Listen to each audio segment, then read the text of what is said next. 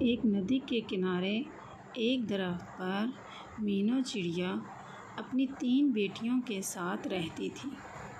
وہ تینوں اپنی ماں سے بہت محبت کرتی تھیں۔ مینو بھی اپنی بیٹیوں سے بہت محبت کرتی تھی۔ ایک مرتبہ مینو نے اپنی تینوں بیٹیوں کو بلایا اور ایک ایک سیب دیا اور کہا کہ اس سیب کو ایسی جگہ جا کر کھاؤ جہاں تمہیں کوئی نہ دیکھ رہا ہو۔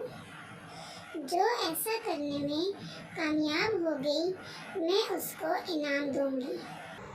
تینوں بیٹیاں اپنی ماں کو اللہ حافظ کہہ کر ان سے دعائیں لے کر گھر سے نکلیں۔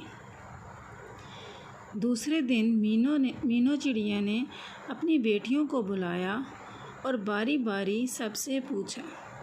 سب سے پہلے بڑی بیٹی سے پوچھا، کیا تم اس کو ایسی جگہ کھانے میں کامیاب ہوئی جہاں تمہیں کوئی دیکھ نہ رہا ہو؟ پنکی نے کہا، الحمدللہ امی جان، میں نے وہ سیب ایک درخت کے پیچھے جا کر کھایا، وہاں مجھے کوئی نہیں دیکھ رہا تھا۔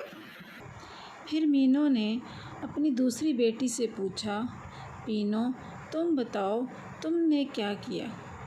اماں جان، میں نے وہ سیب کمرے میں بند ہو کر کھایا اور مجھے یقین ہے کہ وہاں مجھے کسی نے نہیں دیکھا۔ مینو نے تیسری بیٹی سے پوچھا، نیلی تم نے کیا کیا؟ نیلی نے کہا، اماں جان، میں نے کتاب اسماء الحسنی میں پڑھا ہے، اللہ کا ایک نام البصیر ہے، جس کا مطلب ہے ہر ایک کو ہر حال میں دیکھنے والا۔ میں نے بہت سوچا اور تلاش کیا لیکن مجھے کوئی ایسی جگہ نہ ملی جہاں میرا اللہ مجھے نہ دیکھ رہا ہو۔ اللہ تو ہر جگہ دیکھتا ہے، اس لیے میں یہ سیب نہ کھا سکی۔ مینو چڑیا اپنی سب سے چھوٹی بیٹی کی عقل مندی پر بہت خوش ہوئی اور اس کو بہت اچھا انعام دیا۔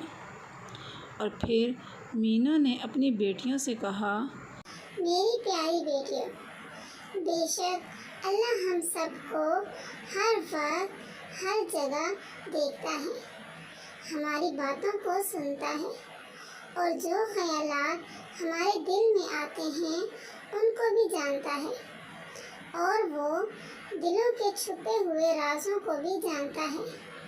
اللہ کی نافرمانی سے ہر وقت بچو اور اللہ کے سارے احکامات پر عمل کرو۔